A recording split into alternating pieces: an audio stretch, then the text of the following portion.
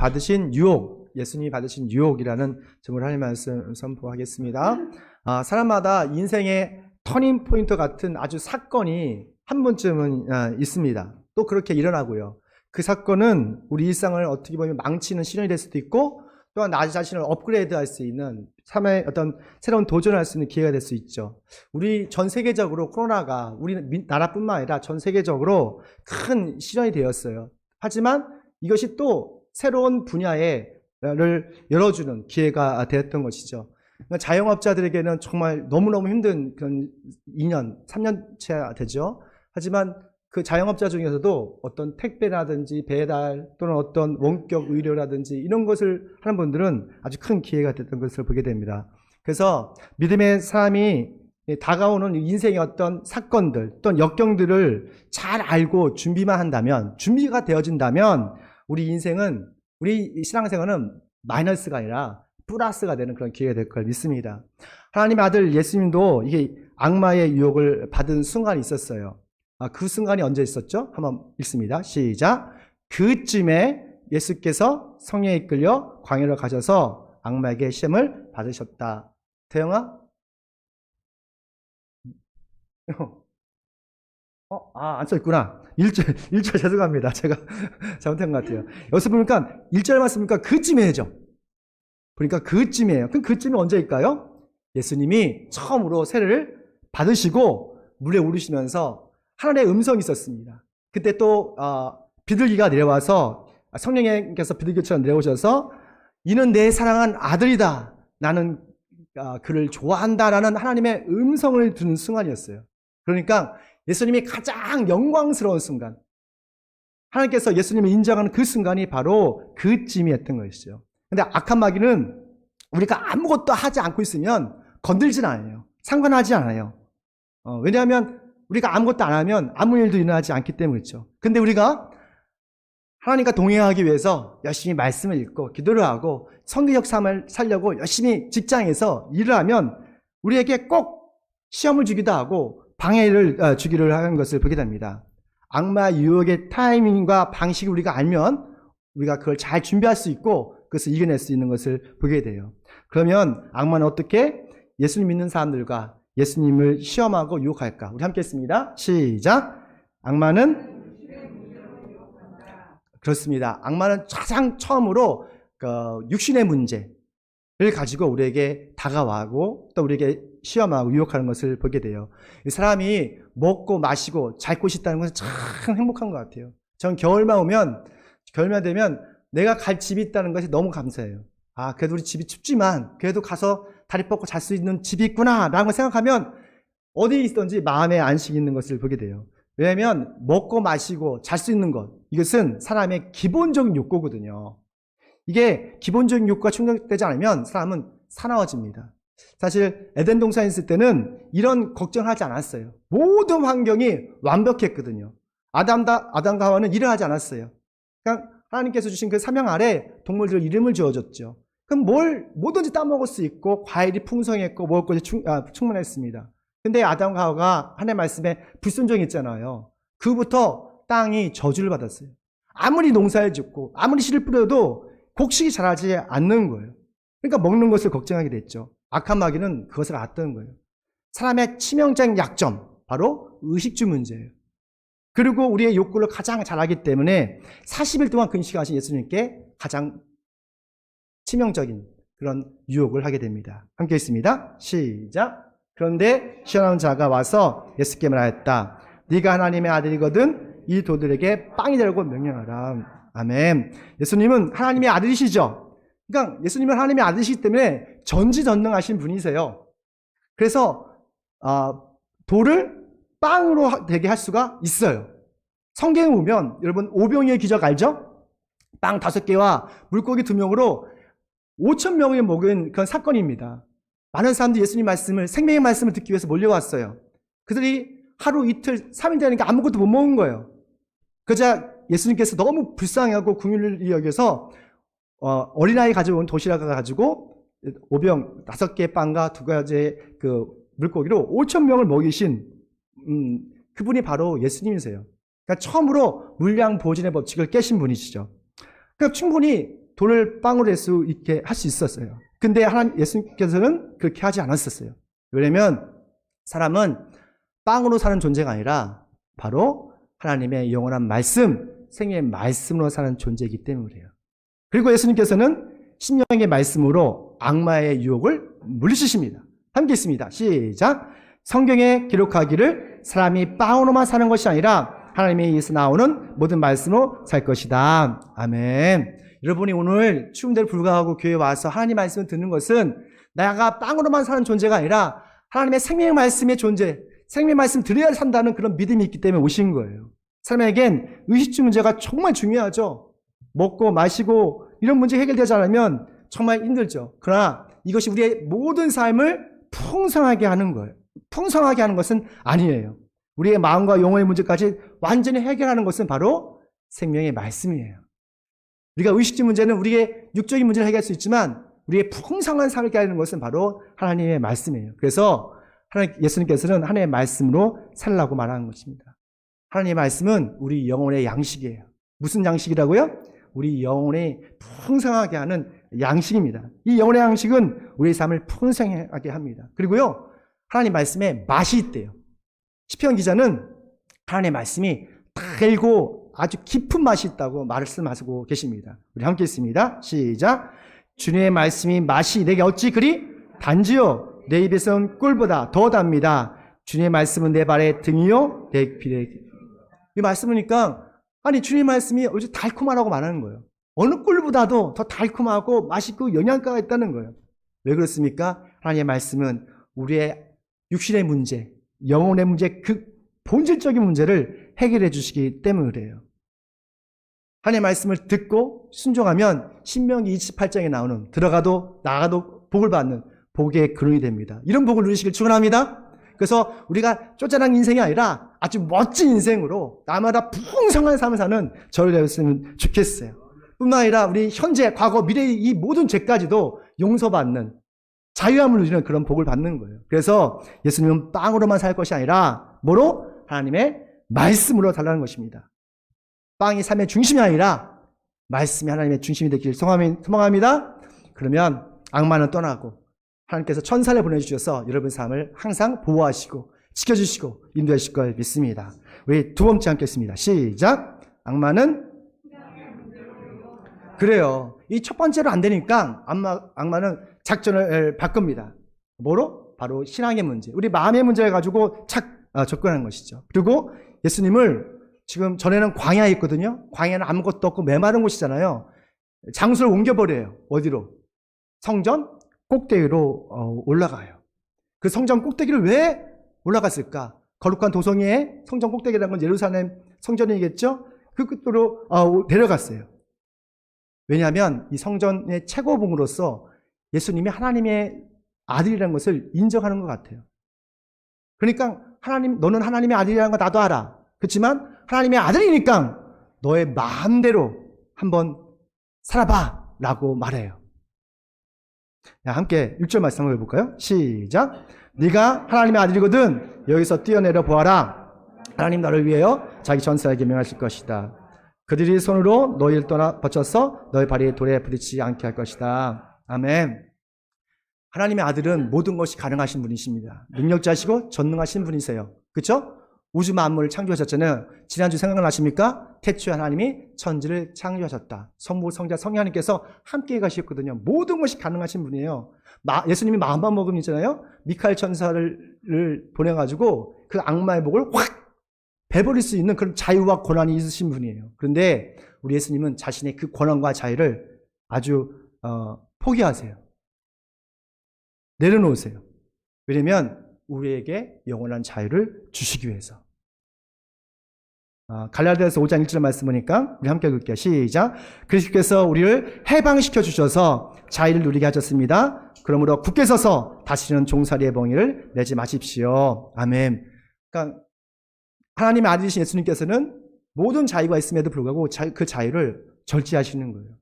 우리에게 영원한 자유를 주시기 위해서. 어떻게 예수님께서는 우리에게 영원한 자유를 주셨어요? 자신의 살과 피로 희생제물을 주심을 통해서 우리에게 죄에서 영광스러운 자유를 주신 거예요. 이 영광스러운 자유란 것은 우리가 죄에서 완전히 해방됐다는 거예요. 죄와 나는 아무런 상관이 없다는 거예요. 만약 예수님이 악마의 힘에 넘어져서 만약에 꼭대기에서 떼어내셨다면 아마 예수님은 천사의 도움을 받아서 아무로 다치지 않으셨을 거예요. 그렇게 되면 우리에게는 영원한 자유는 없겠죠. 우리는 영원히 죄의 종사유로 살 수밖에 없었던 거예요. 그런데 안타까운 것은 대부분의 많은 그리스도인들이 난 하나님을 믿습니다. 예수님을 믿습니다. 나는 하나님의 자녀가 되었습니다. 말해놓고 그냥 막 사는 경우가 있어요. 말도 막 하고 거짓말도 막 하고 막 욕망대로 마음대로 사는 사람들이 있어요. 자유와 방종을 구별하지 못하는 사람들이 있어요. 그렇게 되면 우리는 우리 하나님의 사랑받는 자녀임에도 불구하고 하나님의 진노를 받게 되는 거예요. 우리가 지난주에 창세기 6장을 아마 여러분 읽었을 겁니다. 창세기 6장에 보면 하나님의 아들들이 나와요. 그리고 땅에 아름다운 딸들이 나옵니다. 근데 하나님의 아들들이 땅의 딸들이 너무 예쁜 거예요. 그래서 마음대로 내키는 대로 데려다가 결혼해버려요. 그러자 하나님께서 너무 마음이 아프시고 상처를 받으셔서 내가 더 이상 인간에게 하나님의 아들들에게 영원히 있지 않을 것이다. 그래서 내가 120년 동안 있을 것이다 라고 약속하셨어요. 이 120년은 우리가 120년 산다는 그런 의미가 아니라 노아가 방주를 준비하잖아요. 그 기간을 의미하는 거예요. 여튼 하나님의 아들이라도 자기 마음대로 무조건적으로 행동하면 하나님의 진노를 받는 것을 보게 돼요. 근데 미련한 그리스도인들이 이렇게 얘기하더라고요. 난 회개하면 되니까 아싸 오늘부터 하나님 믿고 나 구원받았으니까 그럼 막 살아야겠다. 그런 잘못된 생각을 해요. 세상에서 빛과 소금이 되어야 되는데 세상에서 어둠과 오물로 사는 사람들이 많아요. 여러분 우리가 분명한 사실은 우리가 믿는 하나님은 정의로운 하나님이세요. 여러분 믿으시죠? 그 정의로운 하나님께서는 우리가 회개하면 그 죄는 용서하시지만 그 죄에 대한 뭐가 있다? 보응이 있다는 거예요. 죄의 값은 치러야 돼요. 창세기 4장에 보면 가인과 아벨이 나옵니다. 이 둘이 하나님께 감사의 예물을 드렸어요. 그런데 가인의 예배는 받지 않으시고 아벨의 예배는 받으셨어요. 그 이유가 여러분 아시죠? 믿음으로 드리지 않았기 때문에 그래요. 아벨은 믿음으로 하나님께 감사 예배를 마음과 뜻과 힘을 다해서 드렸고 가인은 그냥 믿음 없이 드렸던 것 같아요. 그래서 하나님께서는 그 가인의 얼굴을 싹 살펴봤어요. 근데 가인의 얼굴이 울그락 되는 거예요. 그러니까 하나님께서는 가인도 사랑하셨고 아벨도 사랑하셨어요. 왜냐하면 다 하나님의 자녀니까. 그래서 얼굴 살펴가지고 보니까 울그락 하니까 가인에게 말씀하십니다. 이렇게 말씀하셨어요. 죄가 너의 문에 도사리고 있어서 도사리고 앉아서 널 지배하려고 한다. 너는 그 죄를 잘 다스리려고 한다. 너는 그 죄를 잘 다스려라 라고 권면까지 말씀하셨어요. 이 말씀에 순종했다면 가인은 아마 아벨을 죽이지 않았을 거예요. 그런데 가인은 하나님의 음성을 들었음에도 불구하고 동생을 데려나가서 살인을 한 걸 보게 돼요. 그 죄 때문에 가인은 너무너무 두려워졌어요. 그리고 하나님께서 너무 화가 나셔서 야 아벨이 어린지 물었을 때 가인도 또 거짓말합니다. 내가 아벨 내가 지키는 자입니까? 나 모르겠는데요. 아벨의 피가 땅에서 나한테 소리치고 있어. 이놈아 너 왜 죽였어? 너 때문에 땅에 저주를 받아서 더 이상 좋은 곡식이나 작물이 자라지 못할 거야 라는 말을 했을 때에 가인이 너무너무 충격을 받죠. 그리고 제발 살려달라고 말을 합니다. 그때 주님께서 그에게 표안을 주셨어요. 창세기 4장 15절 말씀이죠. 우리 함께 있나요? 시작. 가인을 죽인 자는 7 갑절로 벌을 받을 것이다. 주님께서는 가인에게 표를 찍어주셔서 어느 누가 그를 만나더라도 그에게 죽이지 못하게 하셨다 라고 말합니다. 그러니까 보십시오. 하나님께서 가인의 죄는 용서를 해주셨어요. 그러나 그에 대한 보응으로 땅에 저주를 받았어요. 그리고 가인은 항상 그 마음속에 뭘 갖고 살았죠? 죄책감, 두려움을 갖게 됐어요. 그럼에도 불구하고 하나님께서는 그에게 어떤 은혜를 주셨습니까? 표를 주셨어요. 마크. 이 표를 받으면 가인이 살인죄를 졌음에도 불구하고 누구를 만나더라도 용서받는 그런 표예요. 이 표는 바로 예수님의 피를 상징하는 거예요. 우리가 죽을 수밖에 없는 죄인이지만 누구든지 예수님을 믿고 회개하는 사람은 용서를 받는 겁니다. 우리가 예수를 믿으면 우리 안에 또 우리 이마에 그리스도의 표가 새겨져요. 근데 명심할 것은 우리가 예수 믿었기 때문에 우리 죄를 용서받지만 예수 믿고도 자꾸 입으로 행동으로 이 모든 죄를 지면 하나님의 진노가 있다 없다? 있는 거예요, 여러분. 우리의 근본적인 죄는 용서되지만 우리 죄에 대한 우리 죄를 미워하시기 때문에 그래요. 그래서 우리가 일상에서 자꾸 힘들고 어렵고 여러 가지 상처를 받는 것은 사실은 하나님의 문제가 아니에요. 우리 죄에 대한 봉으로 쓰는 것이 많은 것이죠. 그래서 예수님의 살과 피로 주신 그리스도의 자유를 잘 간직하시길 소망합니다. 악한 마귀가 네 마음 예수 믿으니까 마음대로 살아, 너 욕만 대로 살아도 돼 라고 속삭일 때 절제된 그리스도의 자유를 지킴으로써 모든 삶의 역경과 또한 유혹을 이겨내는 저와 되시길 축원합니다. 마지막입니다. 함께 했습니다. 시작. 악마는 아멘. 대부분의 사람들은 인정받길 좋아합니다. 저도 인정받길 좋아해요. 관심받길 좋아하고.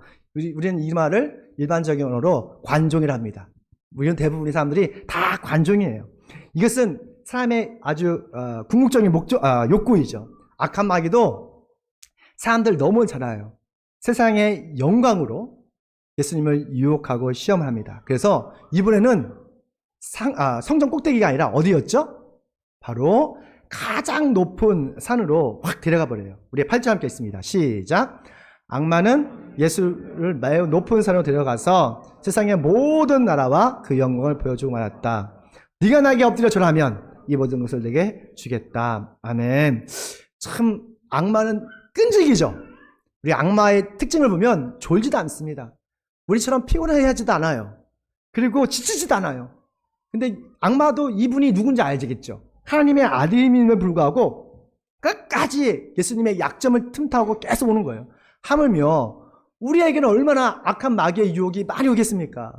우리 마음속에 매일마다 수십 가지의 많은 생각들, 좋은 생각, 나쁜 생각, 악한 생각이 들어오지 않겠어요? 이 모든 생각이 어떻게 보면 악한 마귀가 주는 생각이에요. 그래서 믿음의 사람들은 정신을 바짝 차리고 하나님의 말씀과 기도로 항상 무장되어 있어야 돼요. 악마의 세 번째 실험은 바로 세상의 영광이었어요. 악마는 예수님께 세상의 모든 그 나라와 영광을 스크린처럼 싹 보여주십니다.